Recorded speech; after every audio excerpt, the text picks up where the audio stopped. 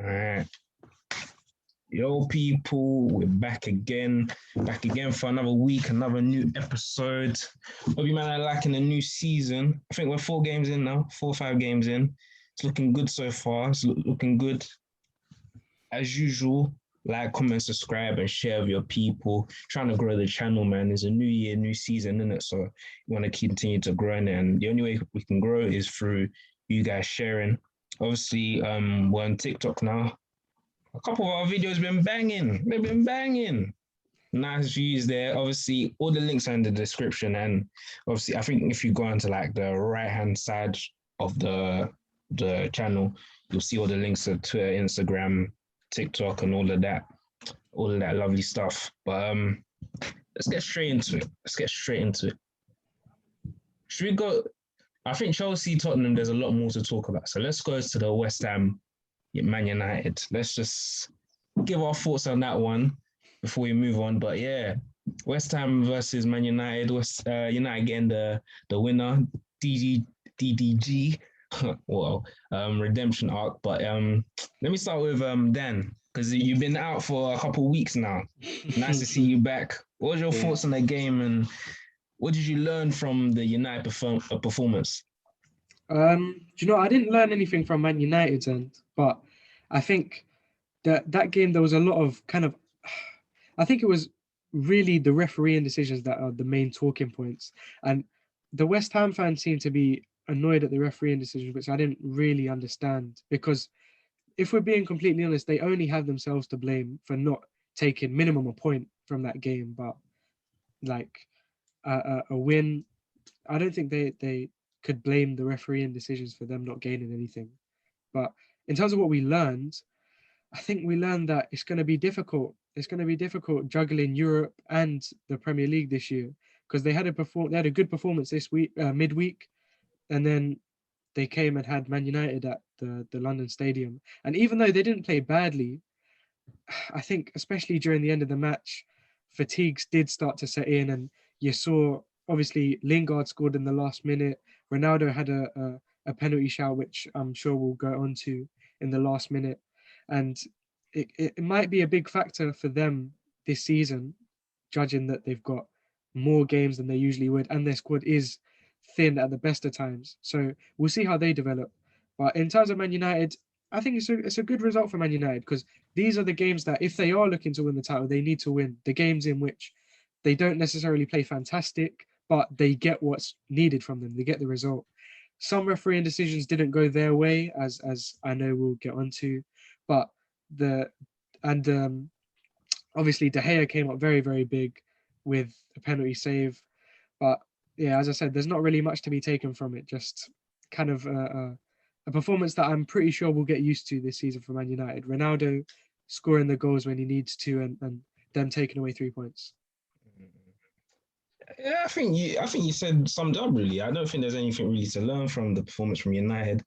I think what we saw, and obviously I said that last season, I thought Fred was better than McTominay, but I guess as you watch it more and more, I've learned that that's a wrong take, and that McTominay is clearly he's just a better overall player. Obviously, Fred, in my opinion, is the better ball winner, but as an overall complete midfielder, McTominay is better. And in my opinion, for that double pivot, it has to be Matic and McTominay. But for United, I mean, that's what they bought Ronaldo for, to get them the goals. He got them the goals. Obviously, they're not playing brilliantly, but I mean, to win titles, you don't need to play scintillating attacking football. It's about, being the most consistent. And I think that's one thing that's one thing that we're going to learn about United even more, is that can United really string a run? Because we've seen over the last couple of years how Man City's, your Liverpool's, and even Man City last season again, how they're just so capable of just stringing a run of 10, 13 wins on the bounce. And that's what makes them champions, really. So games like this don't show us anything new about United. We know about their individual brilliance and their quality. It's just a thing of, can this be sustained? And that's the thing that we're going to really learn about United, and that's what we have to watch out for. But Denzel, what was your thoughts on just the result, really? I think it's a big result because if it could have easily been a draw. And I feel like if we ended up drawing that game, it would have been one of those results where you look back at it and you say we should have won that game, and that game may have cost us. That if we would have drawn the game, it could have cost us a lot in the long run. So I feel like these are the type of games that you need to be winning. Should we get into the penalty talk quickly? I want to dash straight. I just want to say on record, there's an agenda. I just want to say it now. Because if against United, I'm gonna say it now. I'll say it now, yeah. I'll explain myself as well. So last season, obviously, we got a lot of penalty calls and people were complaining and saying that we got a lot of soft pens. Now there's a scale, okay. So there's soft pens, there's pens, and then there's stonewall penalties, okay. The pendulum has now completely flipped to now we're not getting decisions that we should be getting. And it's confusing to me. I feel like the referees are overcompensating. I know they made a rule change in the fouling and the penalties and all that, but I feel like the refs are overdoing it. Now because of the amount of pens that we got last season, the refs are like, nah, we can't give them no pens. I understand the Sufa one, it's debatable. I don't think it was a pen. I feel like that would have been a harsh pen to give away. The Zuma one was a penalty. He made contact with Ronaldo, had his hand on Ronaldo, so that one was a clear penalty. And it could have cost us because if the Gea didn't save that pen, we probably would have walked away with only a point when we should have comfortably won that game. So it's just interesting to see the rule change. Maybe I was stretching it saying there's an agenda against United, but I feel like it's interesting to see how the refs are refereeing the game nowadays. I feel like they're overdoing it. Like stuff that should be like we can see that certain things are penalties, let them be penalties. But yeah, that's my take on it. It's a bit not liking the refereeing. Anybody got thoughts on that one? Any thoughts on that? Is there agenda against United, or is United just getting calmer, basically, really? Or this what I don't understand. You see, you saying that karma thing proves my point. And Sarah was saying that, so I was like, oh, you get decisions all the time last season. So because if we got decisions last season, now the pendulum should just completely shift and we get no decisions when it should be penalties. I don't understand. We get a decision for 20 years, man. I don't understand that take. But when you did get penalties for like soft decisions, you didn't seem to have a problem with them. So yeah. I mean, obviously, because I'm biased. Like, exactly. So that's what I'm saying. Like, but at the end of the day, let me see. I don't know. I thought it was a pen. Ronaldo's just a shit actor, bro. Let's be honest. Josh, it was a pen. Do you know why I'm a bit conflicted on it? Because I feel Zuma was clumsy, but I feel like Ronaldo fell before the contact. Yeah. So that is what I'm just, I don't know, because if there is contact, it's a pen, but then he fell before the contact. So is there a pen? That's right. I really don't know if it's a pen or not. I feel like that's what I'll say, because I know he made contact, but Ronaldo fell before the contact. So it wasn't the contact. It wasn't the contact that made Ronaldo actually. Ronaldo can be a dollar at times, because the guy's gonna block your path. He's gonna be a penalty, because he's. It would have been a penalty. He's a dummy, bro. Nah, shush, man. He fell before the contact. He fell. I don't think he did. He fell before. I don't know why people are saying he was going down. I don't know why. Because if Zuma had his hand on his back and he made contact with him on the leg. It wasn't the contact that made him fall. Then I don't think that's a pen. So he basically played himself, because if he waited and just let Zuma actually make the contact before falling, then it would have been a pen. But no, even to the referee's eyes, when the referee watched it, like, you can see that there was contact made. So okay, you can watch the slow-mo reviews where it's a nano. So I've seen the slow-mo reviews. I know you guys are telling me that he fell before the contact was made. I didn't see that personally. But even if that was the case, like, the referee, from seeing the challenge, it looked like it was a penalty. The referee said no. So my issue is the refs are seeing things that are blatant challenges, but because of this new rules in place, they're saying, nah, we're not going to give away soft penalties. That wasn't a soft penalty. That was a clear penalty. So that's why I don't understand. Like, the refereeing confused me. The maddest thing, it's actually not a dive because he's anticipating the contacts. Because there's difference between. It's not. Yeah, people were saying it was a dive. There's contact. It's not a dive. I don't know. It's confusing. It's just exaggerated, I think. Really. Yeah. because he was anticipating the contact. You Yeah. can tell. Yeah. You think he knows Zuma's gonna come in. But you're I taught to thought do that- that as strikers, man. If he just waited for the contact, it would have been a penalty. So Mm. I don't know, to be fair. Like I feel like- the Kufa one, that's a dive because he tried to Yeah, engineer. that's that. a No, it's dive. not a He dive. That's a tried dive. he put A his dive, knee a towards dive. him. No, a dive is Sufal didn't touch him and he just flops onto the ground. That's what a dive is. That's not a dive. Part of It's it is not a dive. engineering the contact as well, though. If you force, That's- if you yeah, force, but it's not a force dive. The, you force the contact, then it's a dive. It's like No, It's it's like- not a dive. it's That one a wasn't dive, a dive. a dive is falling on the floor in a deceitful way. So it's like No, I run. a dive is like Sufal I run. makes It's like no I run. contact with him. I run into someone so I could trip. That is a dive, in my opinion. Yeah. Nah, I think you guys are being harsh. And the Ronaldo second- runs like this. He the- zigzags when the- he runs. He innit? There's didn't one attempt where- to play the ball. He attempted to gain the foul. Yeah, because there's one with the I think it was Ogbonna. That one, get out, man. But the Zuma one, that's not a dive because Yeah, he's no, the anticipating the contact. Zuma and one is a Zuma pen. actually blocks his pathway. But what Ori is saying, if he actually waits, Zuma's gonna contact him, and then there's a penalty. Like there's no qualms about it. But The Zuma one was a pen, and then there was the Walker one as well. There'll be no surprise if we do find out that Ronaldo is on pens now. But I mean, Yeah, because he desperately wanted a pen, but I think it still will be Bruno. But there What was the were you Walker saying? one as well. Honestly, about Zuma, talking about Zuma, like, what do you guys think of him so far? Like for West Ham, to be honest, do you think he's been a decent addition? I think he played well. I watched him the whole game. okay. He played well. I didn't like his defending for the Lingard goal, but Yeah. besides that, still I think he was all right. He was okay.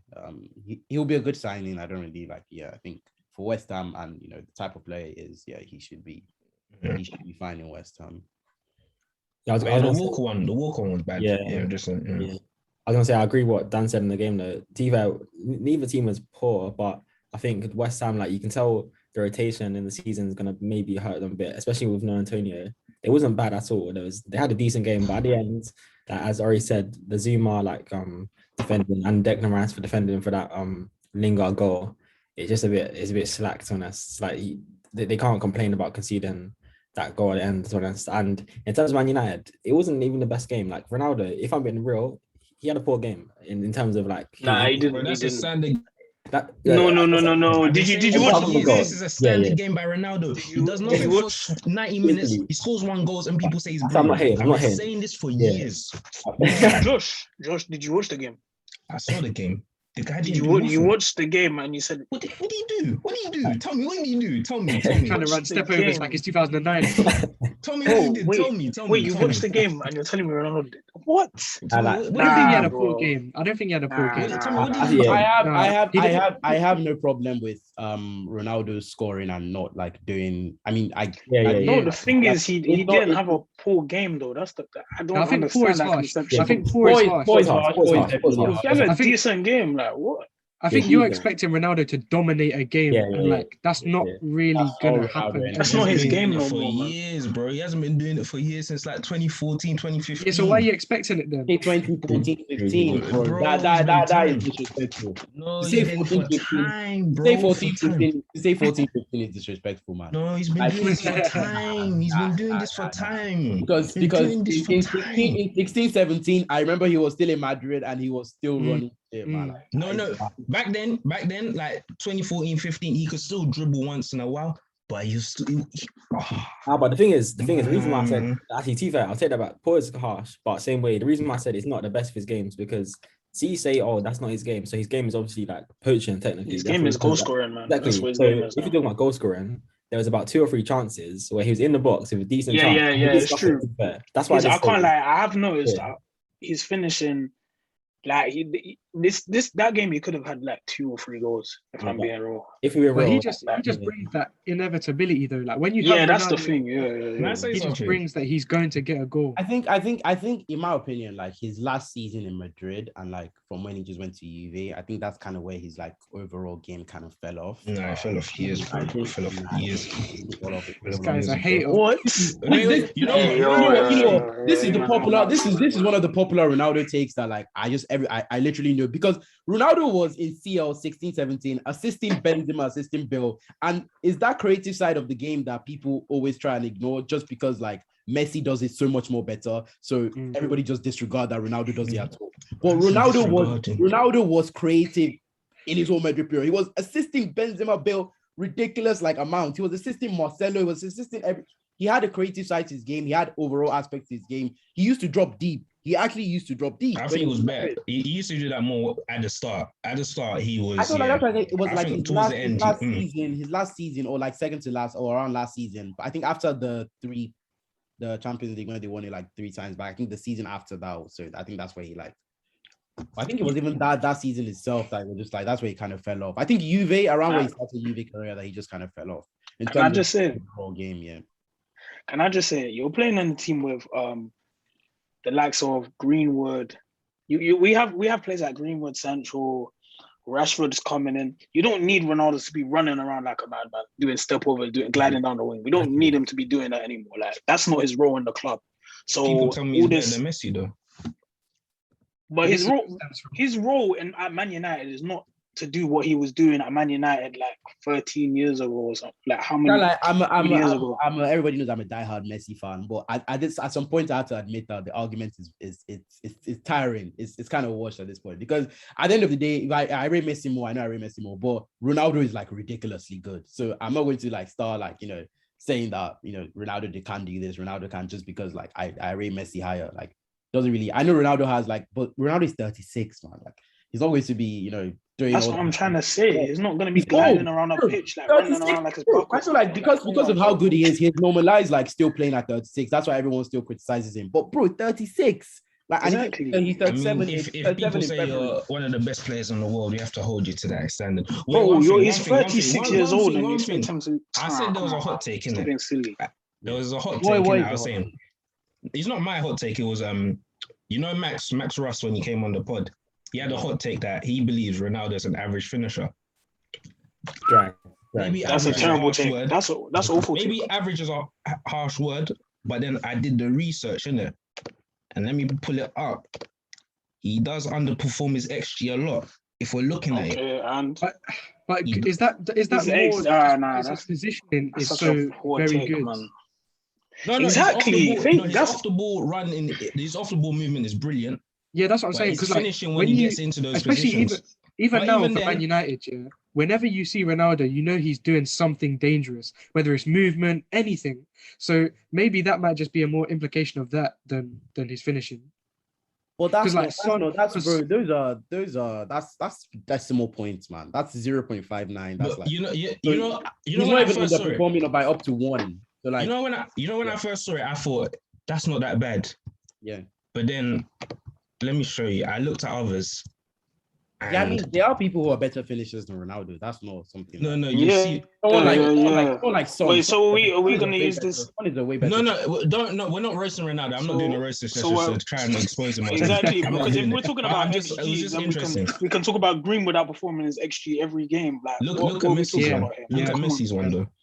Messi's one, he outperformed it by 38 goals. But if we're being real, Messi is a better finisher than Ronaldo. No, but deep the difference. That's what I'm saying. That's nasty. But it is nasty. The thing is, let's be honest.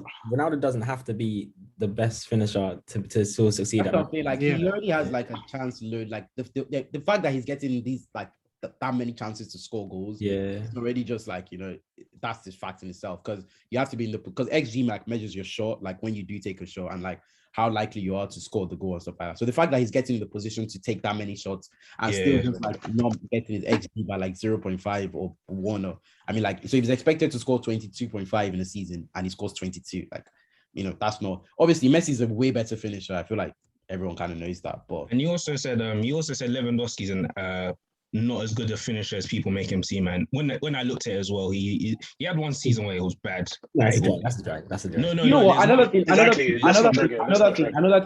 would like to say is that strikers usually like underperform their XG because like strikers get more chances than everyone. 100%. Exactly. That's how you score more goals in it because you have a higher volume of shots in it. So you're not obviously gonna have the XG thing. It's a weird one. What is that? What is the XG thing? What are we using it as a? what are we using it for though? I think it's Like, in just terms there of- to prove sustainability, because like if you're overperforming your XG by like 10 or something, when you're looking at it, Yeah. usually you're not going to sustain that for like 5, 6, 7 seasons. Like usually it's only a purple patch. Whereas like someone like Messi, like obviously he's one of the greatest of all time, so it's understandable why he's doing that. But for regular players, like I hate to use Greenwood as an example, but like he's obviously overperforming his XG massively. Yeah, So, he outperformed that a lot. so It's, people you know will the look at reason. him and be like, "Oh, I don't know if he'll be able to keep it up." Do you know The what reason why he's outperforming his XG is because he takes crazy shots all the time. I mean? Yeah, That's the reason why. And that's what I'm saying. That also goes to the fact that when you're not playing as a striker, you get into more situations where like it's less likely for you to score. So someone like Son, I think Son was like probably one of the best finishers last season, and that's because he was coming from the left-hand side. So the angle he usually had to shoot out would be harder than like, let's say, Kane, who's like in the middle and who has a higher chance to score. So like there's like, a lot of context to it, innit? a lot of context, exactly. Yeah. So Messi always comes for the win. I think Ronaldo started playing more centrally, like like a long time ago. So he would get more chances. What do you mean by a long time? Like when exactly? Ronaldo started playing centrally like late Madrid stages. Yeah, exactly. But wait, Josh, 2016. are you saying for the majority of his career has been a poor finisher? I mean, not you. Is that what Max was saying? I think I don't know if he was meaning Because majority. I'm sure if we go to when Ronaldo was like playing left wing properly, like he probably was really outperforming his especially you can go back. It had the years, didn't it, Josh? So you can only go back to 2014, 15, innit? Exactly. But Okay, this is Lewandowski's one. His is not excellent till last season, where that's when he really became the guy, innit? Salah's one's pretty decent as well. Overperformed by 15. like when you play off Mbappe's pretty good as well. Check Greenwoods. Okay, I got Haaland. Haaland's pretty good as well. Yeah, Haaland is. And then I put Kane. Kane's Wow. a very good finisher. Yeah, Kane is really good. Wow. Because when Max first said it to me, I was like, yo, he's smoking some big crack in it. But I was like, nah, he has a point in it. Obviously, average is a strong word, but they're maybe not as good a finisher as we give them credit for.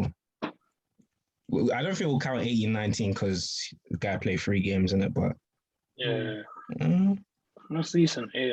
Kane's one is insane, man. That's actually insane. Yeah, Kane is probably the best or top 3 finishers in the world. Yeah, understand. Do you think Lukaku's will be high? These will be pretty decent. I think it'll be okay. I don't think it'll be amazing. He's decent. He's over by 6. Yeah, that's decent to be fair.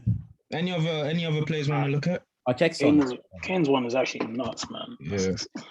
Yeah, I think Son's is one of the best. I think Son is one of the best. I think most people really like respect Son as one of the best finishers though. But look at someone that takes that 100 shots a game. Yeah, Kane and Son, it's around the same. Yeah. Kane and Son are like about the best, especially like from last season. They were just like insane. Yeah. Let's look at Mane. I don't think his will be that good, I'll be honest. I feel like his is gonna be from bad. like the early stage. I think that season where he won the Golden Boot was probably like really good, but it's okay. It's not as bad as I thought it would be. He's still outperforming. Actually, another one. Let's go Aubameyang. I know he would have probably been. I don't know. Should probably be. It's underperforming.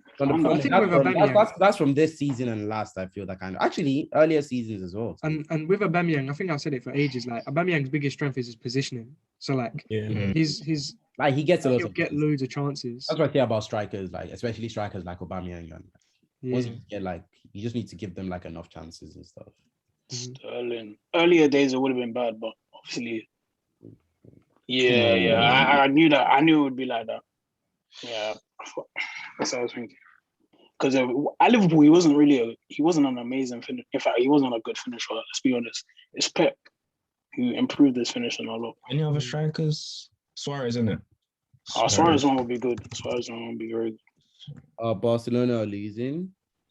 Are they? Well, I think so. Let's check. Oh, Suarez is decent, man. Suarez is decent. I can't get over that Kane one. Ronaldo Kane, man. Ronaldo scored within 2 minutes. Barcelona losing. Have you seen in Paris? People Poch out already. You know, it's sad. It's sad because he hooked Messi. We'll get onto Poch. We'll get onto PSG. Messi deserves to be hooked. Oh yeah, we'll get Messi into deserves to be PSG hooked. I'll be real. But, yeah. Messi's a crazy finisher, man. When you deep, I remember when I first saw it today, I was like, "Yo," because when I saw Ronaldo's one, I thought that's probably the average, like for a normal good striker to have in it, where you just overperform it slightly. But I see Messi's overperform by like 30 goals. What? And then you see Kane as well. Wow. Yeah. Let's get into the Chelsea Tottenham game now. Chelsea 3, Tottenham 0. Kante masterclass comes off the bench, straight away impacts the game. Tuchel masterclass is saying as well. Carl, what was your thoughts on the game? What was your thoughts on the first half? And what do you feel changed in the second half that really propelled Chelsea to go on to win that second half? I'll be honest, that the first half was the worst half of football I've seen under Thomas Tuchel, like 100%. It was terrible. It was embarrassing to watch, to be honest. I don't really like drawing out single players, but in the second half, obviously that was one of the best halves we've seen, and a certain Mason Mount got taken off. We knew it was coming. I'm not hating, but it's the facts.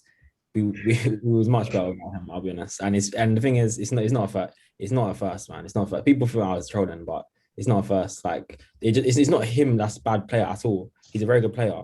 It's the Lukaku, Mount, and Havertz. You saw it. It wasn't working. It didn't click at all. Like that's what everyone wanted. Obviously, it looks good on paper, but it just wasn't really clicking. I don't know what it is. Like everyone that hates some people like Werner and stuff like that, but players like him, you never know. Like they actually add something to a team. I'm not saying he's the answer to anything, but players like Werner or someone different, or like, it's not everyday Mason Mount. Like when he came off, he was so much better. I mean, Kante did his thing. Defensively, it's incredible. I think Rudiger and Christensen, Thiago Silva, that's definitely the best back three that we can have. Yeah, I don't know. Tottenham is Nuno even a good coach? Because the thing is, his tactic was pressing for the whole first half, and then in the second half, they worn out. Like that's stuff you see in like the Championship. That's kind of Championship tactics. Like you can't just tell your team to press for the whole half, and then in the second half they're blown completely. That's why I was a bit shocked because I expected better from him. Like it wasn't a good tactical setup, and it just made players like Kane and Son out of the game completely. Because well, let's be honest though, the two first goals that Chelsea scored weren't anything wrong tactical from Nuno's fault. It was a corner and a deflection. That's the thing, yeah. Like when I looked at the first half, George Karen. Well, when I looked at the first half, I thought they did nullify Chelsea quite well tactically. I think he did a good job. Like when you look at it, it's not like Chelsea were playing through Tottenham and there was gaps in the press, the fullbacks weren't joining in. Like, it was a very cohesive press. So I don't really think the blame is necessarily on Nuno per se, really. You could say in the second half, maybe game management, but I think that's a bit harsh. With the Chelsea thing, I didn't actually see the second half difference. Like, I didn't watch the second half properly, so I didn't really actually understand the difference in it. But I can see from the first half how Spurs, they did well. They did a good job. It was quite weird because they had Kane on Christensen and they had Son on Silva. And then who was the other guy? Who was the other front three guy? They have that's I can't remember. And Ali. It was Ali. Yeah. But the thing is, was it Ali? Yeah, it was Ali. Ali played. You see the tactic of putting your fastest player on the old slowest defender. Like, let's be honest. It was Lo Celso, and then Lo Celso, Lo Celso, and then Gil came on for Lo Celso, but Gil didn't do anything. So. Like Nuno's tactic was clearly to put Son on Thiago Silva like last man to try to catch him for pace. But it's not FIFA. Like it doesn't work like that. Thiago Silva, he's an experienced defender. You think in the French league he wasn't having everyone's fastest defender on him like every single game. Like he's not stupid. He knows how to defend that. So I don't know. I just think it's a bit predictable having like I know it worked last season. And don't get me wrong, Son and Harry Kane by far is probably the best link up in the Prem in terms of that front two. But I don't know. I don't know what, like I can't hate on. How can you hate on Kane and Son? Because at the end of the day, they're the best players that Tottenham have for a very long time. So I don't want to be harsh on them but I don't know what you guys think. Big up Thiago Silva though. Big boy performance, Yeah. man. I rate that guy so highly. But Ori, you wanted to say something? Yeah, I said, yeah, I'm putting it on Nuno, to be fair. All the while the season, his setup is like, he's a very defensive-minded coach, which is like, they took out Mourinho for that reason, and they got someone who I feel is worse, because I do think Nuno is worse than Mourinho. Obviously, they started the season in the most fugazi way ever, and they won those 3 games, and they were top of the league, and they were like, oh, we're top of the league and stuff like that. But now I guess like the cracks are actually starting to show. 3-0 to Palace. Then Chelsea, obviously, like Chelsea are good, but I still feel like he just like, because Chelsea created too many. If I feel Chelsea were even a bit lenient in terms of the 3-0, the 3-0 could slightly be flattering, because it could have been 5. Like, they were just creating so many chances. I think Chelsea should have scored more. Maybe 3 was over. Like, they did create a lot of chances, and I saw a lot of gaps in Tottenham's defense. The defensive backline just doesn't look stable enough. The midfield just feels so inexistent. I just feel like the game was just overrun, especially in the second half. The game was just overrun by Chelsea. I didn't see much of Kane. I didn't see much of Son.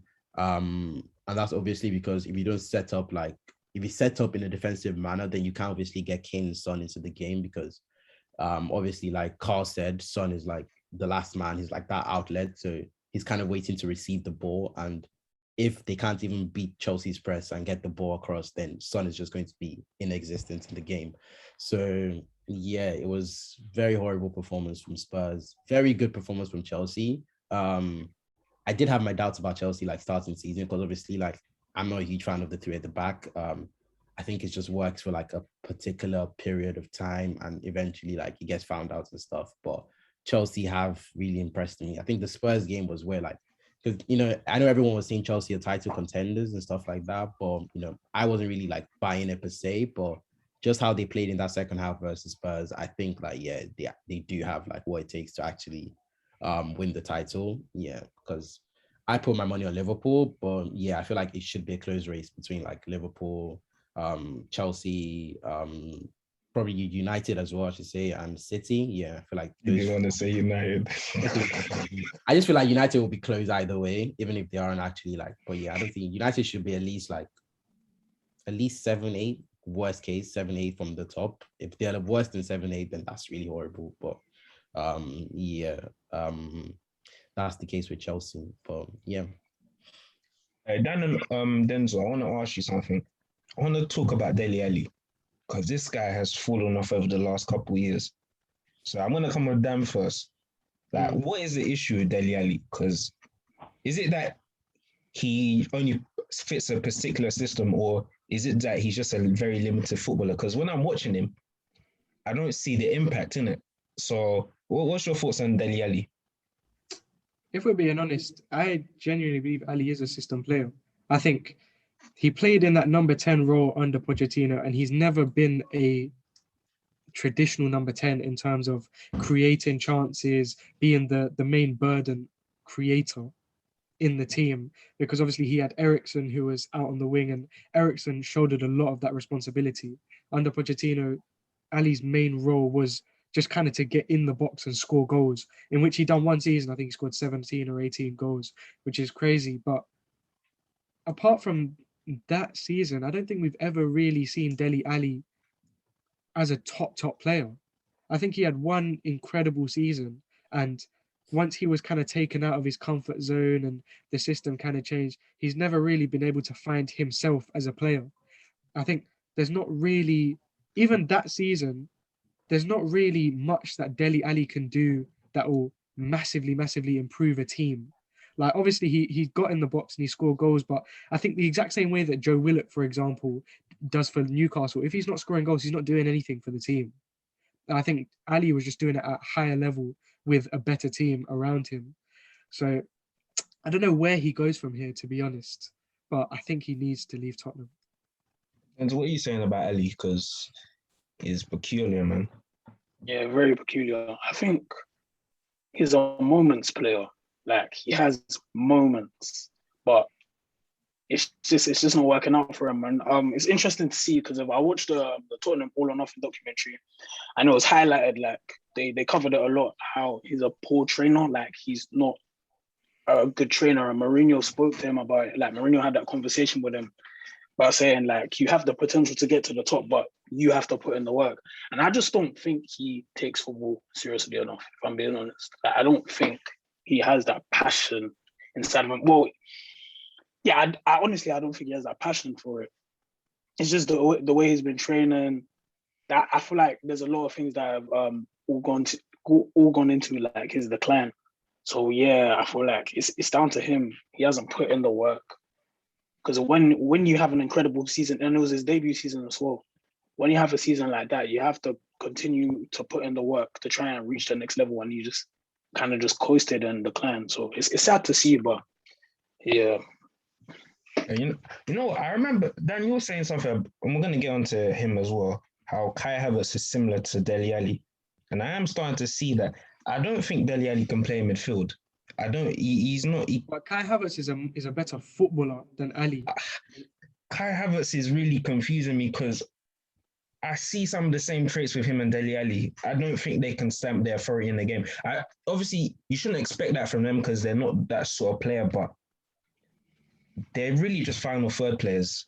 And I don't think you should play someone like a Dele ALLI in the midfield three because I don't. Let me just quickly say my thoughts on Ali. So I think when Ali came from MK Dons, and he came as a defensive midfielder actually, and that was actually where he started with Spurs. So when obviously he started a defensive midfielder, and then obviously I think Poch just tried to play him a bit up front, and then it just started clicking. He started scoring goals and stuff like that. So I do actually feel that at a point in Ali's career, because if he was coached to become a defensive midfielder or a central midfielder, and he's just playing, like Josh said, in that final third phase, he doesn't actually have the coaching per se. So more or less everything that happened around that period was, I don't like to use the word fluke, but it just kind of, everything just kind of aligned that season where he was scoring, where he was assisting, and everything just kind of looked good. And obviously, like Denzel said, he didn't work or build on that. So he kind of was just left in the balance between not knowing exactly where he fits in per se. Because I don't think he's a natural attacking midfielder.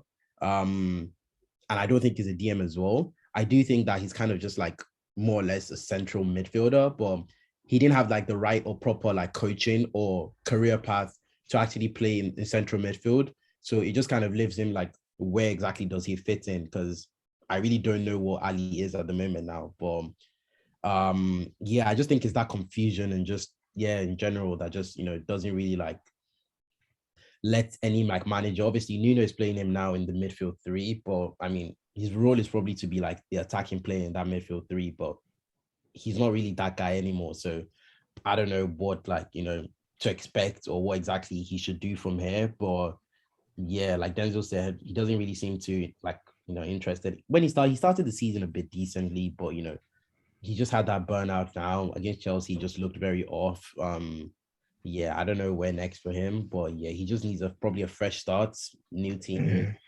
a new challenge, more or less. I don't think he was that horrible though. I think Spurs especially, people are kind of going a bit over the top with how bad the performance was. First half, I thought Spurs had the better of Chelsea, and I don't think they were bad. There was a couple of times where Spurs had Chelsea stretched, and I think one time specifically, Reguilon should have had a shot where there was an opportunity, and there was quite a few openings for Spurs. I just think that Chelsea is just better. Simply put, Chelsea are just better than Spurs, and Tuchel's system right now is probably just the best in the league. And I think evidence of that is, in my opinion, you can remove any one of them three centre backs and replace them with Aspi or Chalobah, and the same result happens. And I mean, Chelsea started the game without Kante, and they didn't concede until half time, and then they didn't concede at all until Kante came on, and then obviously they took the game to the next level. I just think that Spurs were just beaten by a better team. I don't think they were horrible. I don't think they had a shocking performance. Chelsea are just better right now. Carl, you want to say something about Ali? I agree with what everyone says on this. I just think people wonder why teams like Tottenham haven't won trophies. But the thing is, when you're in their position, you have to be harsh. You can't just let someone stay in your starting 11 just because he grew up in Tottenham, he grew up and he had made like through the ranks in Tottenham. Now he had the good seasons. I think you have to be harsh and realize he doesn't bring any value. Like he's not an out and out cam where he's gonna score goals or like loads of assists on the edge of the box. Like, I don't really know what his solid role is. So I think Tottenham have to be harsh now and just realize that they need some sort of replacement or someone just to have. Just he's not in the starting 11. To be honest, I don't really see how they want to improve like with Dele ALLI in their starting 11. It's not like he's a bad player at all. It's just that he hasn't got a specific role. Like he's not a ball-winning midfielder. He's not like a Bruno Fernandes or someone where he's gonna shoot and score goals. So yeah, I don't know. I don't want to be harsh on him, but I can't see Tottenham improving with players like Dele ALLI. It's just the facts that they haven't won any trophies and they wonder why. It's just how football works, to be honest. One player that I wanted to speak about as well that everyone's been talking about. Another debate is Tanga and Ndombele. Like, so I wanted to see what you guys think, because personally, for me, I've always said, when it comes to like technical ability, there's not many better like technically players than Tanga and Ndombele like around in the league right now. Like when it comes to actual technical play, but it's just not working for him at Tottenham, man. It's sad to see, to be honest. So I just want to see what you guys think about Tanga and Ndombele, because he's such a good player, but he just spells like I think Denzel said, like it's similar to Dele ALLI. Just little sparks of play, like a little dribble or something. But I don't know how he's gonna kind of improve or do something for Tottenham. What do you guys think? See, Can I go? Huh? Can I go with Yeah, go on. Ndombele?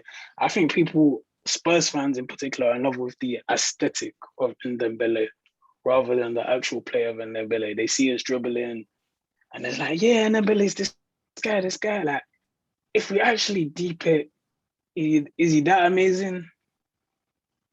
Is he really that amazing? I know Josh likes his eye test. So people like Josh will look at Ndombele. In fact, let me not speak for him. I'll let you speak for yourself. In fact, I think Gary Neville summed it up well though. Gary Neville said about Ndombele, he said that technically on the ball, he's good. And like when you watch him, like he's a good player, but he doesn't really know what he wants to do on the pitch. Like he's not a defensive player, he's not an attacking player. He kind of struggles to impose himself. So he doesn't really see where he affects the game massively. See with Ndombele, he's a proper central midfielder where he's a connector from the defense to the attack. But the issue with him, yeah, and this is where, even though I love players like Ndombele, you do have to separate. And I did the same with Kovacic and had the problem. Yeah, you dribble, but what do you do with the dribble? You know them ones like you do have to separate. As much as I love seeing a guy go past players, but bro, what are you doing? Like the dribble, then he'll pass it back. Exactly. Like, there was a video of him doing the skill against the Rennes. Yeah, it looks nice, but I don't care if you pass it backwards, bro. Like, there has to be some effectiveness with it. And that's where, obviously, I know some people can go a bit too one-sided with the eye test, like, oh, yeah, I know he looks nice on the ball and this and that, but you still have to be effective. And that's the thing. That's one thing I don't like about the word effective at times, because people only look at it through goals and assists. Like, you can be effective in your role in terms of you can be the link between the defense and the attack. And the issue with him I think towards the end of Mourinho's spell was that he wasn't doing that as effectively, and then he obviously got frozen out. But the first half of the season, he was doing it well, where he was getting the ball, he was dribbling, he was making good passes, he was being a very good link player. But I think that's the issue with him, is that right now he just looks nice on the ball, and there's no substance with him. So, yeah, really. Or you want to say something? Yeah, I think everyone's kind of said more or less what I think. Yeah, he's very good at certain things, like, driving the ball forward, dribbling, of course. Yeah, so he's good at beating the press and stuff like that. But yeah, obviously there's a problem that he doesn't do it consistently enough, and he just gets phased out of games easily.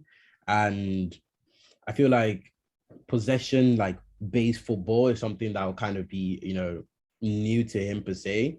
And obviously, I know Nuno doesn't, play that way. So obviously, that's kind of like, but when you do have the ball, it's not about like what do you do, like just to say like what do you do with the ball and stuff like that. But I just see him like as someone who can you can get out of tight spaces and stuff like that. But afterwards, what next? And that's obviously the most important thing about a central midfielder, because when you receive the ball, and obviously, let's say you take on a man, you'll take on another one, have to think about what next, like who can I find, who can I, get that ball to? And I just feel like he doesn't do that final piece of play well enough. But yeah, I don't know. It's a tricky one with him. Yeah, a lot of Spurs players, it's very tricky with them. I just feel like they really aren't. A lot of them aren't up to standard in terms of like what they're trying to achieve. Because I mean, obviously, you would say Spurs are. Well, I mean, I don't know the objective, but you know, the kind of caliber that Spurs are, they should be trying to at least like go for top 4 and, you know, get back into the level of like trying to compete for the league and stuff like that. But with the quality and caliber of players they have now, I don't really think, you know, they're at that right now. But I don't think Nuno is the guy to help them improve per se. But I don't know. We'll just see how it goes for them. But yeah. Should we mention about Kane?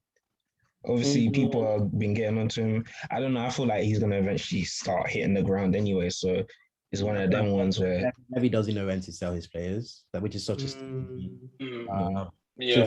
should have sold Kane. Should have just sold Kane. It really Hindsight's 2020 though. Hindsight. If Kane's hit the ground running this season and started scoring. If Kane has still hit, even if Kane still hits the ground running this season, like it doesn't really change anything per se. Like you could have listed the money you got last season. You know, starts like why just, you know, this last year he'll play, he'll score. Like you could have been using this 1 year to, you know, test out.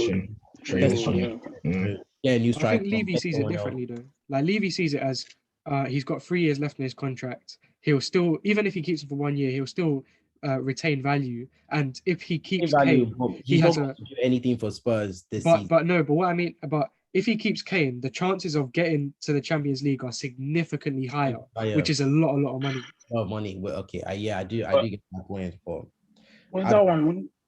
Carry on, sorry. I was just saying that, like having Kane doesn't really guarantee. Like obviously they had Kane. Like I mean, Kane had one of his best individual seasons last season in Prem, and his best, and they still didn't make top 4. So it's not a direct correlation. Like whatever happens now, I feel like Kane's value most likely will drop because I mean, last season was quite immense. I don't see Kane being the top scorer and top assister in this season again. Maybe one of the, you know, maybe top scorer or something, but having both of them last season was just like the perfect time to sell him for as like the highest amount you could get from him and then invest. And then this season they could have been using it to try a new striker, you know, and then get that striker immersed. So next season they would have a striker who has Prem experience in their team and kind of build on that. But I don't know, to be fair. I don't run a football club, but yeah. Any final thoughts on Kane? I just think it's weird, like the whole Levy thing. I feel like Levy, realistically, sit down and you look at the competition that's around you. I don't see how you can use the excuse of we're gonna keep Kane because if he might get us into the top 4.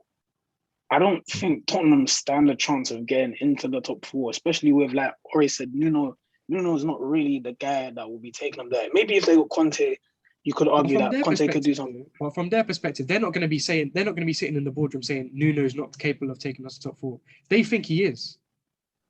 Yeah, but even with I'm looking at it from a standpoint of Levy's looked at what else has gone on in the transfer window and he's looked at the his competition. He's looked at the likes of Man City strengthening with Grealish, Chelsea strengthening with Lukaku, and United strengthening with Varane, Sancho, and Ronaldo. And what in his head makes him still think, oh, I'm not going to cash out on this? They've offered me 100. How much was the offer? Was it around 130, 150 or something like that? Yeah, they offered a lot of money. They did offer a lot, yeah. And with or without Kane, Tottenham are still not qualifying for Champions League. They're probably challenging for Europa League. So with or without Kane, you're still going to be in the same position. Why not just take the money and run with it? That's what I don't understand. I guess that's what he wants, isn't it? Yeah, it's a tricky one, to be fair. But yeah, let's just see how. I mean, I still feel Kane will definitely hit the ground running this season. But Kane has always been a slow starter. I think we said that on the his August one. His August starts notoriously bad. But, yeah. So it's not something that is too. I mean, he would help them this season, but yeah, I mean, I've never really rated. I rated Nuno for Wolves, so I thought he did a decent job there. But in terms of actually pushing Spurs up there, I don't really think he's I think people are kind of judging Nuno on stuff that he's not. I think Nuno's job at Spurs is basically to stabilize them because right now they're at the end of that. That's what I'm saying. But I really do not think that they sat down in the board and thought that Nuno is better than Mourinho. I don't know how you really got to that conclusion. And as bad as Mourinho was at the ending stages, I still feel like Mourinho would have been better to keep on than to get Nuno and stuff like that. But I don't know. because I think Nuno's there. Essentially, as bad as it sounds, he's a bit of a stepping stone. Like I think they're gonna try and stabilize with Nuno and kind of get rid of that old crop of players that are at the end of their cycle and try and build something new. So even if Nuno doesn't get top four, or even if he just about makes top four, and they can say, okay, at this point, we need to bring someone else to push us to that next level, I think he still fulfilled his purpose. Fair enough. Yeah, I don't think there's a big expectation on him. Only, yeah, I don't think they sat down and thought that, yeah, we're going to get this guy to win us the league and stuff like that. Like, that doesn't seem like I don't know, to be fair, but yeah. And even just outside looking in, it wasn't like I don't think he's even top 5 first choices. Well, they won, yeah, they did. They went for a lot of other, like. I don't even know if he's a stepping stone even, because he wasn't even. It was really just the last result. Like, they needed a manager for the season, more or less. Yeah. Moving on to another striker who's hit the ground running in Lukaku. Let's look at his supporting cast, because I was looking at obviously we all saw the game. Havertz and Mount, like Carl was saying, isn't gelling. And I was just thinking, like, this is more than just Mount and Havertz, because I feel like the fact that we don't have direct, marauding wing backs that can really hold the flanks, it kind of stifles the central area, because now you're looking at guys that have 1v1 ability, because you don't have that for the wide areas, and you need it centrally. Like, as much as I know people like to talk about systems, you do need players that are capable of beating players. Chelsea don't have that right now, and I feel like with that lack of creativity that Chelsea have is a thing of, now you're wondering, like, who are the best players to play behind Lukaku? And I'm looking at it. Hudson-Odoi actually offers, because I look at Hudson-Odoi as a 2-in-1 winger, where he offers you the dribbling and he offers you creativity. And I do think he should be starting a lot more. But then I'm looking at Ziyech. Ziyech is just inconsistent. I like him, but I mean, he's kind of like, he's in a similar mode of Bruno Fernandes. He's a high risk, high reward player. He loves to do the crossing from gets to the edge of the area. He loves to do the cross. Pulisic, he plays like he's brain dead at times. And then who else is there? Timo. I mean, with Timo, I have to give him credit because he is a threat. He does make those runs in behind. And as much as we make fun of him that he misses chances, the fact that he gets into those opportunities, you got to give him credit. So, but we spent 200 million and the attack, we're still looking at it and saying, yo, who's the best attacking trio? I told you this a year ago, though. Like a year ago, I said Chelsea, in terms of like defense and I think midfield, they've got profiles that fit each other, almost like a puzzle where they play well together. They're very cohesive. But in attack, I don't know, they've got Mount, Havertz, and Lukaku. And Lukaku, I think he fits his role perfectly. I think you know exactly what you're going to get. I think he's a world-class player. But Mount and Havertz, I don't know how they work together. I don't know where they how they fit. Because Havertz is meant to be the second striker, and then Mount is kind of like a hybrid where you see Mount drop deep to help with the progression or to make it a three-man midfield, or he's meant to be the creative hub of the team, even though I've always said I think Mount's a good player, but he should never be your central attacking creativity. He's a secondary creative player. You get what I'm saying? Like, he's not the main guy. Like, you look at Man City, KDB is your main creative player. Then you have your Riyad Mahrez, your Ronaldo. I think Timo Werner, offers probably more creativity than Mount. In terms of his assists, I think he got something like double digits assists last season. And like, I slander him, and I genuinely think in terms of like footballing ability, he's awful. But I think he offers more to this Chelsea team just with his running and his positioning. And with someone like Lukaku, just that extra bit of space can be so much more beneficial. Yeah, not gonna lie, I agree with what Dan said, because if you think of it really, well, who's gonna tell Mount? Like, someone needs to tell him stop playing the hero ball. Like, we don't see it. Like, what do you mean by hero ball, though? What do you mean by hero ball? He does play it. The thing is, he's obviously he had his little good season under Lampard. He's now given freedom in the system, or whatever people say. So now he can do what he wants, basically. So now he takes stupid shots, like, or starts trying to do some weird hero ball pass like fancy assists or his nonsense. You're Like, saying that with a lot of disgust in your face. You're saying No, that with a lot of disgust no, in your His face. decision making was poor against Yeah. Spurs. His decision making was poor. Yeah. that's what I'm saying. The fact is, we spent so much hundreds of millions on our team. The fact is, we haven't won.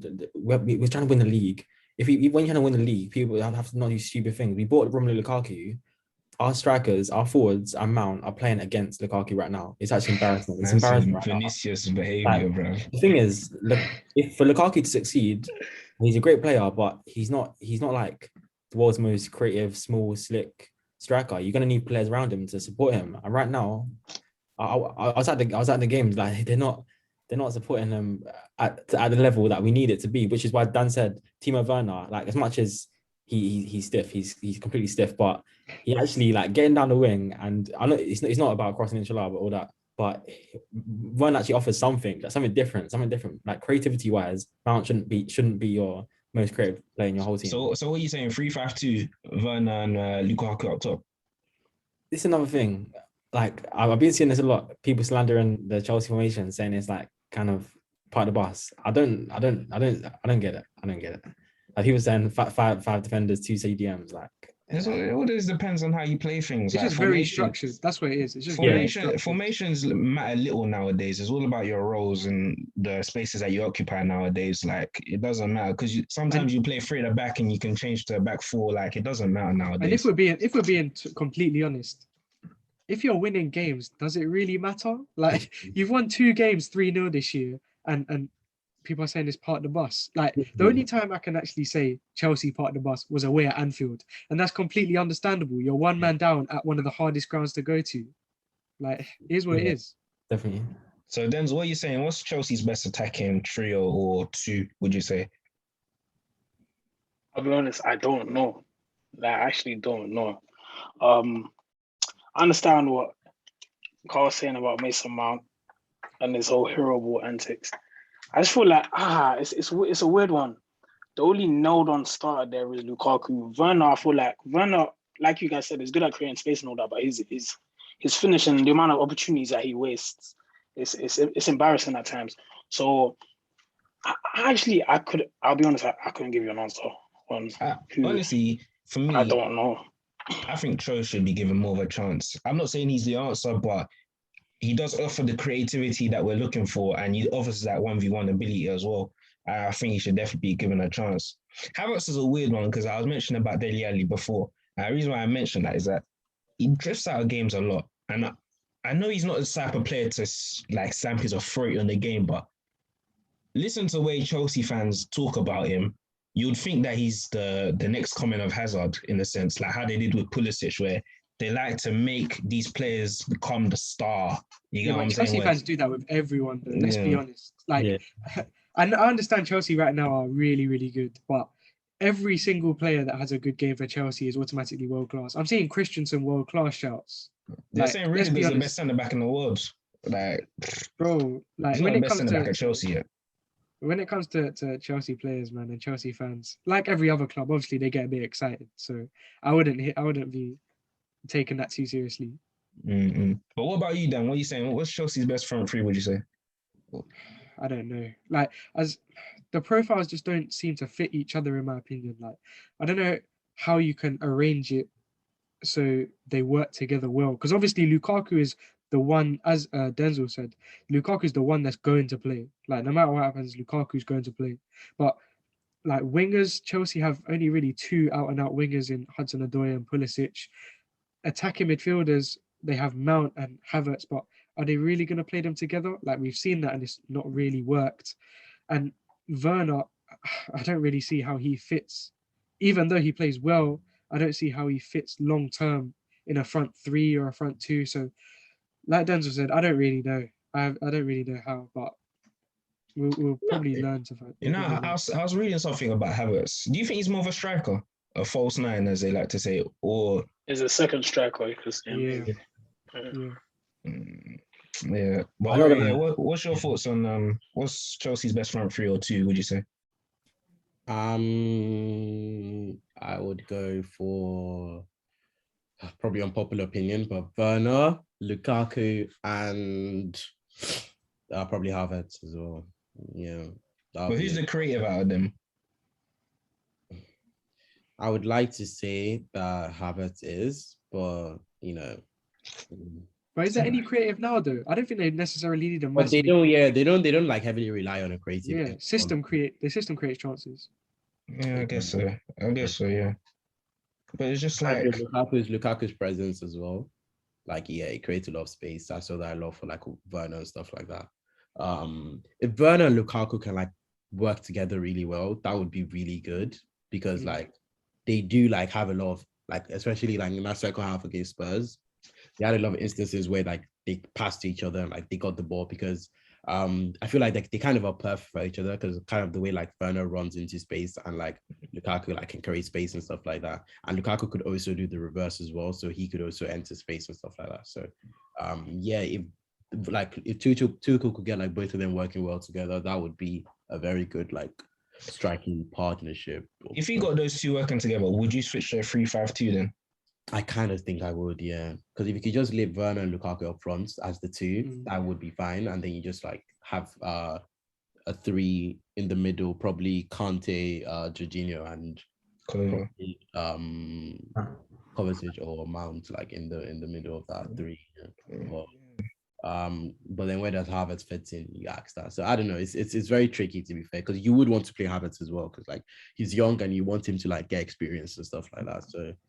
I don't know, but yeah, right now, yeah, it's working. Whatever he's doing is working. So I mean, when it stops working, then yeah, you could start asking the questions.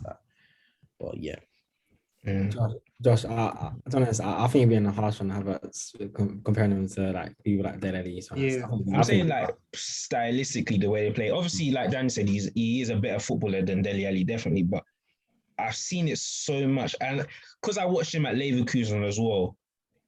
I do know he's not a super creative player. He's good in the final third. He can make the right passes, but when I saw him, I never saw anything special. I saw that he was a good, very talented player, but I never saw anything special from him. Like, you see Musiala from Bayern, I've been talking about him a lot. I think he's a special talent. I don't think Havertz is a special talent the way Chelsea fans like to project him as.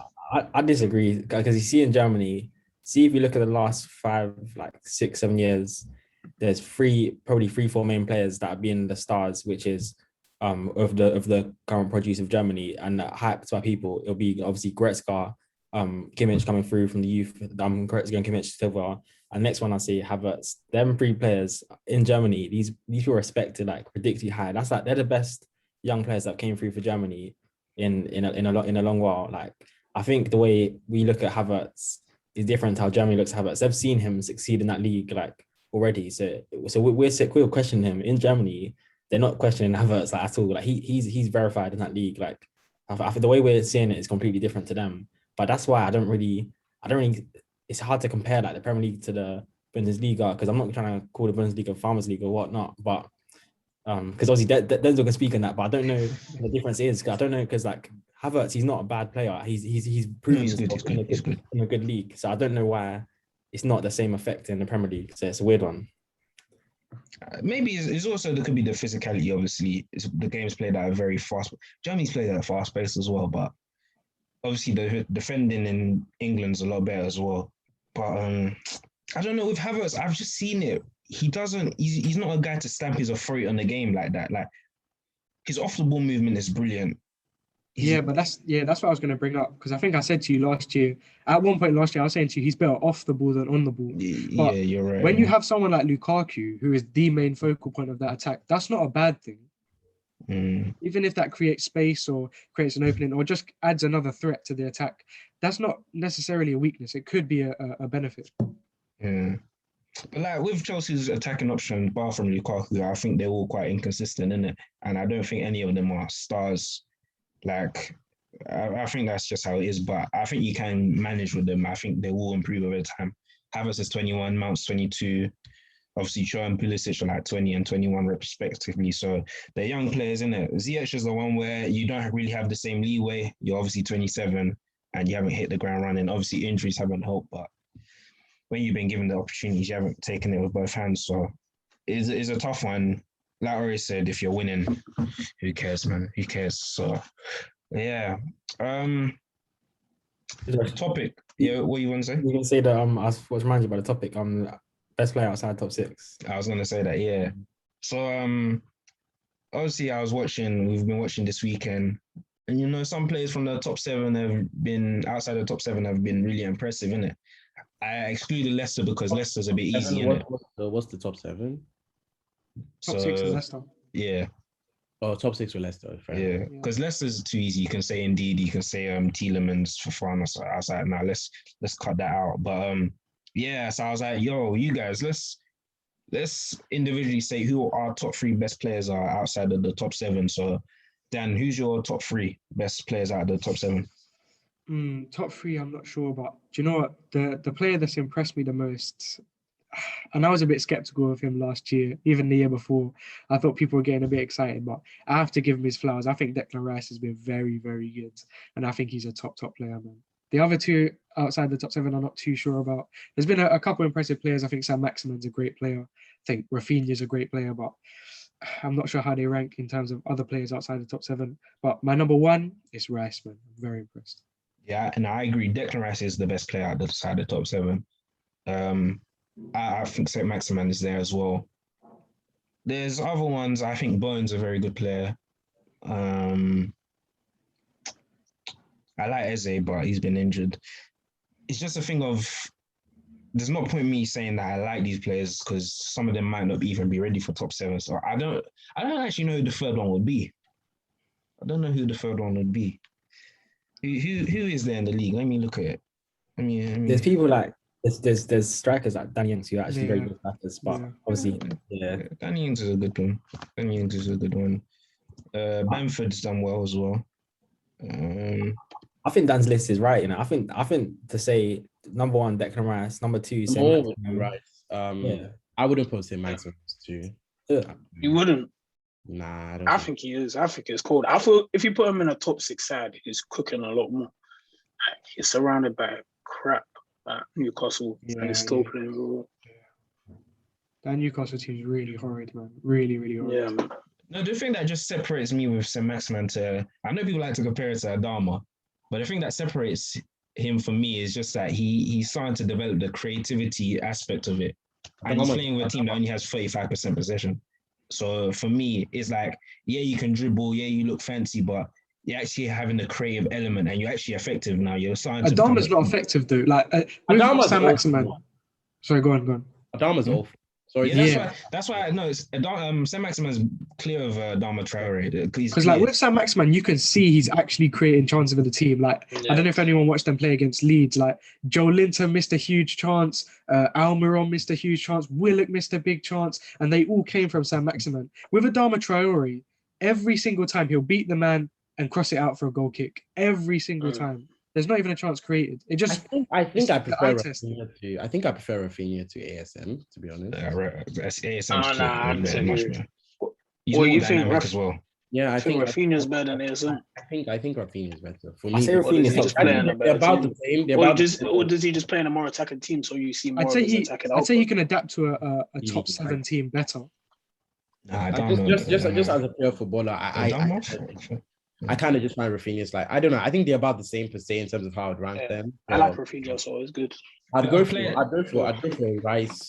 Rice first, then Ings second, and I would go for ASM or Rafinha as my third. But, One player that I just remembered now, no one's saying Basuma. Oh yeah, that's another good shot. I wouldn't say him in the top 3. He's a shot for the top 3. He's good. He's good. But we'll see how this season goes. Hey, don't sleep on Mikel Antonio, man. I'm joking. I was actually thinking, no. I think he can do something. Yeah, he's good. Yeah, I'm gonna put him in my top 3, though. No. Yeah, it's not in my top 3. Can I say my top 3? Yeah. After hearing you guys, I think, you have to. I know I had a lot of slander for Rice, but you have to appreciate the guy. Yeah, so I put him first. I think ASM second, and then Ings. Danny Ings is a gunman. So yeah. Who's another player? I was thinking of Konsa as well. I think he could do a good job. Yeah, Konsa's a good player as well, but I want to say his top 3. I think Konsa's one of them, because there's defenders that like kind of go unnoticed during games because they're not doing the massive stuff. And I think Konsa's one of them defenders where like exactly what you're going to get from him. And like I think they kind of go underappreciated. People don't really realize how good they are. Yeah, 100%, man. 100%. I feel there's another person that is probably like, yeah, that should be in the top 3, but I just feel like he started the season slow, so like a lot of people disregarded him. But Jimenez in Wolves. I know he did just come back from like an injury and stuff like that, but yeah, when he is like back to like, you know, his goal scoring ways, hopefully he does get back to that because he's a fantastic player. But yeah, he is like, well, he was one of the best players, was one of the best strikers in the league at a point, like before the injury. So yeah, He was complete as well. Like he was doing everything. Yeah, he was complete. He was complete. Yeah. Injuries, man. Injuries, bro. They can be killers. It wasn't a hamstring, so yeah, not to be that guy, but it wasn't a hamstring, so he shouldn't like, it shouldn't affect him that much in terms of like. Wouldn't you say it's worse though? Because that's mental. Like The head injury. he nearly died. That's Yeah, true. but did you not see him at the weekend? Yeah, he chucked the head guard off. The headband and chucked. Linked it He off. was ready for war. Yeah, gotta respect it, man. Gotta respect it. I feel he will definitely get back to like that form of, you know, scoring goals and stuff. But yeah, ideally when he is like, yeah, he was like top 3 outside the, conveniently top 3, like outside the top 7 at points. But yeah, as for now, yeah, we could kind of leave him out. But yeah, I guess that's just down to form and stuff like that. Let's move on to Europe, because there's a couple of things I want to talk about. But let's start with PSG, Messi. People are saying, I was watching the stream and apparently they're already starting to get the brigade out on Messi about him not adapting like Ronaldo and stuff like that. You see, them fanboys are different, man. They're different. But Denzel, you watched the game, innit? What was your thoughts on it? Yeah, I watched it. I thought it was a pretty balanced game. I don't think PSG blew Lyon out of the water, to be honest. I think Lyon played in the second half, particularly Lyon played very well. Paqueta had a very good game. Well, I was talking about it while I was watching the game. I think Josh, you brought it up, like you're saying people were talking about PSG's front 4 being too fluid. And I think he saw that because as soon as Pochettino made the change and brought on Icardi, he came on, they scored because of, like you were saying, there was a focal point in the team. But like the positioning of the players was kind of all over the place with having Di Maria, Neymar, Mbappe, and Messi all on the pitch at the same time. Like the fluidity was a bit too much in the position. No one was really staying in their position as such. There wasn't really that much discipline. So I feel like it's going to be interesting to see how they're going to set up. Obviously, it's a big game in France. That clash is a big clash. So yeah, it was an interesting one to see. I feel like they got lucky with the penalty as well. I don't think it was a penalty because I know it was odd that they didn't check VAR. I thought it was very odd because of, if you looked at the replays, like Neymar kind of puts his arm around his neck, like kind of forces him to bring him down in a sense. So I thought the penalty was very harsh. They got away with getting that penalty. I obviously was seeing a lot of Messi jokes or whatever. Like, he didn't have a bad game. He just didn't have a good game. Like he almost scored with a free kick. There was one chance where he should have put it away. He was basically through on goal. He should have finished it. But it's just, maybe it will take him time to adapt. I don't know. People making a big deal out of him. Yeah, people are making a big deal out of him getting hooked as well. But it is what it is, man. I feel like eventually it will start to pick it up a bit. But yeah, I wasn't amazed by PSG. I wasn't amazed by them. I don't think, like I think I said it before in the mukbang video, but they're not who we think they are, in my opinion, anyway. But maybe they can gel together. Ander Herrera as well. He had a very good game. I miss him at Man United. Obviously, we have Bruno now, but Ander Herrera had a very good game as well. There was one pass where he tried to dink it over and get it to Messi, but he had a lot of ideas. So yeah, it was a decent performance. Nothing too amazing though. See, this is one thing people forget. MSN, yeah, they didn't click straight away. It took them till January. Because I remember, I actually remember it so well. They lost to Sociedad 1-0. And they were saying Luis Enrique was going to get sacked because he had beef with Messi. So, bro, they don't click straight away. But a question for everybody. Suarez was even playing out wide for a bit. Question for everybody. Because I want to go to toilet quickly. Are super teams overrated? I'll be back. But you guys answer that. It depends what you mean by super team, though, I'll be honest. Because obviously PSG, people are calling Man United a super team. How many super teams are there? Man, You know what it is? Sorry, I'll let you go. Worry. Nah, carry on. No, it's okay. You can go. Yeah. And like what actually categorizes a super team? I would only call the PSG team really a super team, like right now. Yeah. And Yeah, that's I kind of do feel like they are slightly overrated in terms of like putting a bunch of good players together doesn't always guarantee success. I think everybody knows that. And you could win the league with not bad players, but you could win the league with players who people wouldn't like normally consider like world class, but they just fit like the system you play in. And obviously everybody knows that. And then you could obviously win the league with like, you could obviously still win the league with world class players. So no one is saying PSG wouldn't like win the treble or anything, but I feel like people just like kind of overrate them in terms of like what they can achieve, because like, I'm not saying any bunch of players can do it, but like, you know, a good coach and like good managers with like worst teams coach have won like, you know, significant trophies. So yeah, the question is I would say super teams are definitely overrated in terms of like, Yeah, 100%. I feel like in football, I don't really think there's such thing as a super team per se.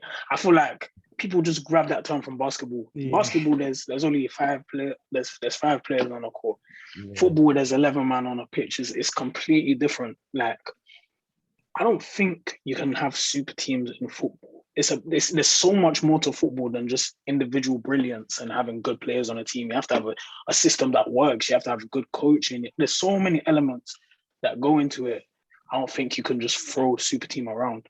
But if, like Ori said, if we were to give a team a super team title, the closest thing to it would probably be the PSG side right now. And you know what I also want to say is that I would give the super team title to a team that has proved itself.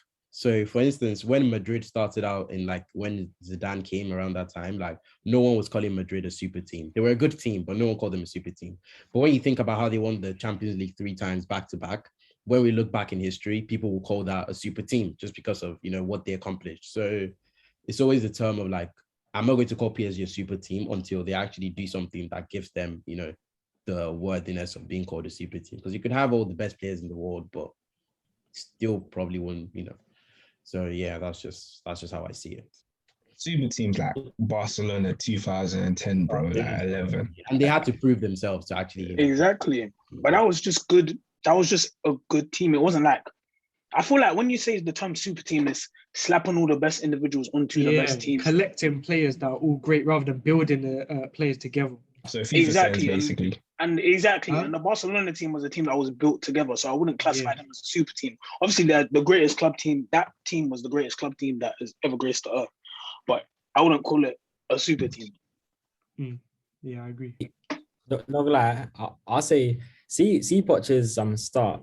If you actually deep it, it's the best thing that could have happened to him, you know, to have a slow start. Because the thing is, now it's a warning. It's a realization that even though Messi, the GOAT, Neymar, some of the best players in the world, and Mbappe, it's a realization that football is not like that. Where he knows that it's not a case of Messi just going to carry his way through. Like Poch is a wake up call. So now he knows it's on him. Like it's on him, because these players, you can't say, no matter how bad they play, you can't question their ability at all.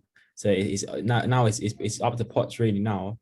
It's a realization that he's going to have to implement something and get the front three working. Because if you saw the game against Club Brugge, the draw, like you can't say Messi has to start chasing down guys. But the thing is, them front three, like Messi's not going to track back or start doing some high press and all this kind of stuff. Mbappe is obviously on the last man. Neymar wants to just pick up the ball with his feet. So there's going to need something coming from somewhere, because at the moment it did seem very lazy around the front three of PSG. But I guess they're big players, so when they do get the ball, then it starts working. But I think small teams will be able to just use passion and kind of play against that, if you've been honest, because they're gonna get stuck out in a few games. And I don't know. I'm not gonna. It's way too early to start saying that.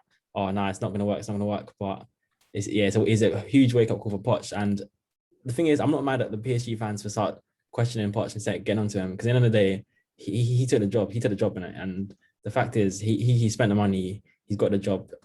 No excuses for them, in my opinion. And for me personally, I think this should be the strictest case of an early sacking in history. Because for me personally, I'm not saying that he'll get sacked this season, but if he doesn't win what he needs to, if he doesn't compete and get to the semi-final, Champions League final, if he doesn't win the league and all the cups, he's got to go. There's nothing else to it for me, to be honest, personally.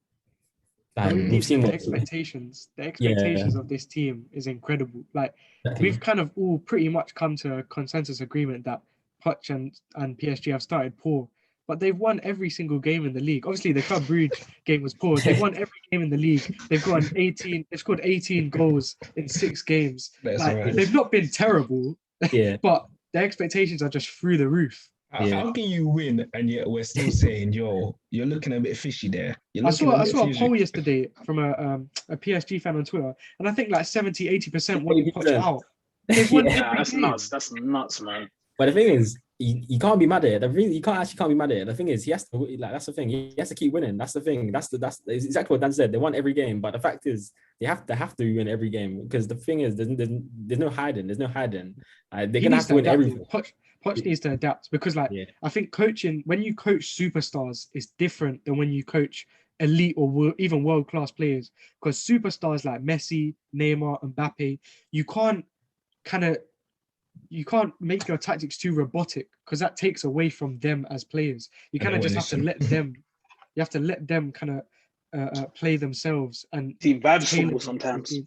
Sometimes, yeah, because that's how good they are.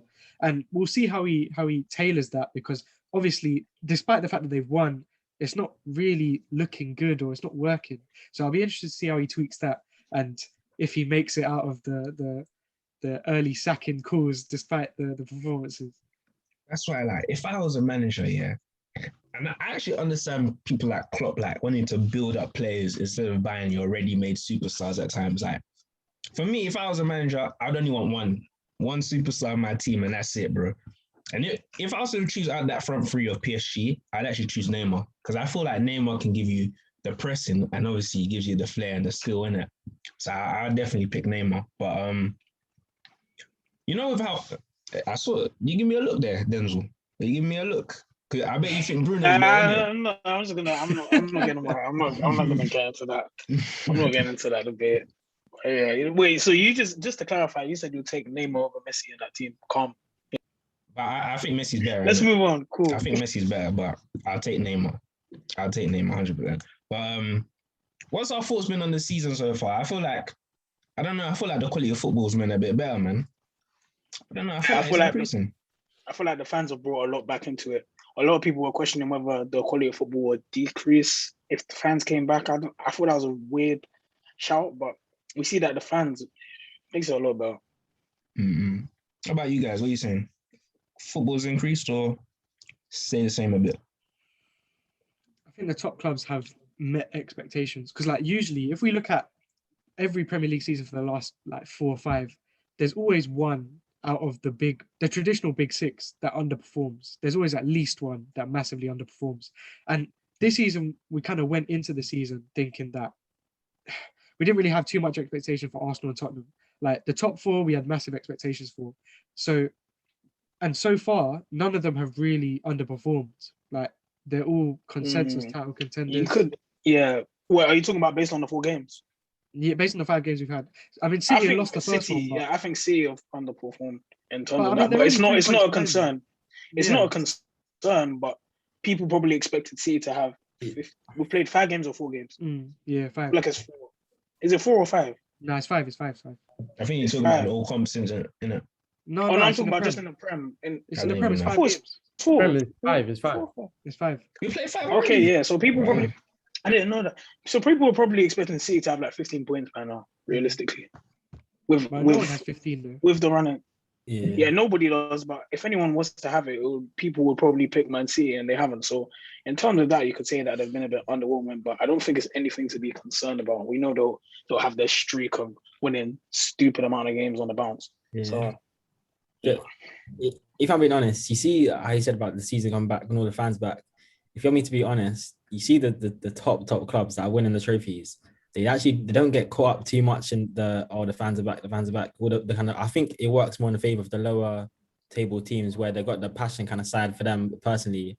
So teams like Leeds, they got the passion, but they're not really going to get that far. I think teams like Man City, I don't think things been back to normal and all this fans and stuff. Like, I don't think they really get caught up in that too much. I do think it's. I couldn't want to say the quality of football is increased dramatically. I'd say it's very similar. It's very similar, but I would say we'll see like away days now at the lower clubs. It could get a bit tough, like we saw obviously with the West Ham game. Like And Brentford's a good example. Exactly, Brentford is a perfect example. Actually, yeah, Brentford, that's the perfect example. A team like Brentford on a normal day, if it's pure tactics and systems, Brentford again beat every game. But now because they got the stadium, the fans, actually they're a decent team. I'm being harsh there, but because they got the stadium, the fans, they got that little passion side there, which supports the lower table teams. For me personally, that's why I think it would be a good season. But did you say that C wouldn't be concerned with having the fans back? They don't have think any. You know why? Exactly. That's what I was about to say, Dan. It's because they don't have fans. That's what I'm saying. We saw Pep Guardiola begging the fans to come watch games at the Etihad, and then their response was a little bit interesting to say the least. But yeah, the fan bit is it's a very interesting one. I feel like I'd slightly disagree. I feel like the big teams, the atmosphere of an Old Trafford, the Anfield, Stamford Bridge, like those atmospheres help push players. I feel like it does affect the big teams as well. Like even we saw with the Ronaldo debut. Sorry to keep on using United as an example, but I am biased.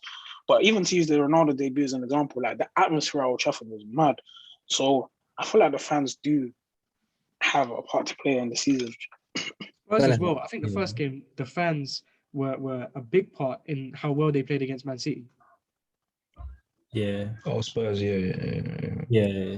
I say towards the end of the season, and that's where things really do get that side of the game kind of wears off. That's why, for me personally, you see teams like West Ham, Tottenham. The reason why they'll never win anything is because they do get caught up in that kind of stuff a bit too much. See the whole Derby Day, or like see Tottenham, how you see them first half and how they go completely try hard. West Ham try hard against the Derby Day. Like they get caught up a bit too much in that. So towards the end of the season, they're just blown out, and yeah, that's what I think personally. All right, what about you? What you been saying about the season so far? You liking what you're seeing? Think the quality's gotten better from last season, or stay the same? Yeah, I just feel like obviously, like as everyone said, early stages, obviously. But yeah, people are always reactionary, which is something happens every season. I feel like last season, I remember the point where people were like Everton or title contenders and stuff like that, and yeah, there's a point where Southampton were top of the league last season. So yeah, it's always like the early stages is just always very funny. I think Brighton are in the top 4 now, so I mean, not saying that they would have finished in the top 4, but yeah, just like the end of the season like table is always just very different to like how it starts. So yeah, I'm not really looking at it in terms of like, but in terms of quality, has it improved? Yes, I would say like the top teams look way more ruthless than they did, and it's just not one team. So last season, the only team I would say that was actually ruthless was City, and that was only even because City did have a bad start last season as well, but they became ruthless like after a point. But right now, I've seen a lot of teams that you're just like very scared to come up against, and that's like Chelsea, Liverpool, even United. They do look like a side that you wouldn't really want to go up against. They look more ruthless than they did last season. So yeah, I think there are about like 4 teams right now that I would say are City, United, Chelsea, and Liverpool. That if probably any of them won the league, probably you could say maybe United, it might be slightly a surprise, but I mean, if they did win the league, you'd expect it because you kind of see that they would be pushing for that kind of position at the end of the season. But yeah, so I just think there are a lot more teams going for the title now than last season. So yeah, that looks good for sure. So I don't really see any team like just cutting off from the others. I think that at the end of the season, it would be very tight, which is always good for entertainment and stuff like that. I would really love it to go all the way to the final day and stuff like that. Like that would be very fun. So, but yeah, let's just see how it goes. But so far, liking what I'm seeing, entertainment, good football, and yeah. 100%, man. Any final thoughts before we close off? Anything we want to discuss, or I think we've covered everything really, innit? Anything? Brendan Rodgers is an awful coach, like I've always said. I will keep on emphasizing on that now. Obviously, after he's had like a bad start, and now like he was 2-0 up against Napoli, and obviously like, whole system just shut down. But yeah, I've always said that I know a lot of people gassed him up. A lot of people said he was overachieving with Leicester and stuff like that, but Leicester were actually good. Leicester actually have a good team. Leicester, Leicester could have been making top four like for the past 2 seasons. All the seasons where he dropped off and stuff, they should have made top four. So yeah, I don't know. Just adding to the point that he is an awful coach, and I will keep. I think he benefits from Leicester though. Like he benefits from the fact that Leicester have literally no pressure on them. Yep, and the way the media perceive like Leicester, everyone just thinks that So when they fall out of the top four, it's like no one really expected them to be in the top. Now let's be honest here. Like they have Ndidi, they have one of the best DMs in the league. They had one of the best strikers in the league. They have one of the best keepers in the league. They had so they have like key players in certain positions. They had Barnes, who was very good like that last season. They've had quality players in certain, but Maddison did have like that phase where he was also good as well. So they have like players. Tillemans was good last season. So they have players like in certain positions that are actually like really quality and stuff like that. And and people will just always see them as Leicester, like that side that they're not really meant to be there, but they are meant to be there, and he is meant to be doing a bit more. But let's be honest. Right now, Leicester have a better team than Arsenal. Arsenal are supposedly having a bad start to the season. Yeah. We've played Chelsea and City, two of the best teams in the world right now. Yeah. And us and Leicester on the same points. You won't hear anything about Leicester bad start. Yeah, just because the funny thing about Leicester is that no one talks about them when they're doing bad, but when they start doing good, everyone starts saying, should Leicester replace this club in the top six? They're just the beating stick to attack top six clubs. Let's be honest.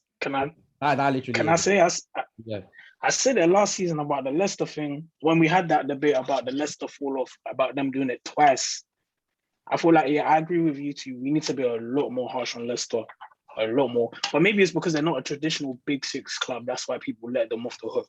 But really and truly, they should let them off the hook. But then when they start doing well, people now start saying, should Leicester replace Spurs? You're correct. So no one actually keeps the same energy for when Leicester are not. Yeah. Now, when they flop, you hear it from me. When they flop, I'm onto them. And they haven't even had that hard games either. They haven't. They've not played one Big Six side. What was their loss? Who did they played against? So far, they just lost to Brighton last week. Norwich, City, and Brighton. Yeah, that's poor. That's very poor. I'm not gonna lie. There's one team that I'm major onto, and I've been speaking about them. They're not good. I'm onto Leeds United this year. Can we normalize not praising teams just because they attack? It's just embarrassing. Yep. It's just an embarrassment to the Premier League, if I'm being honest.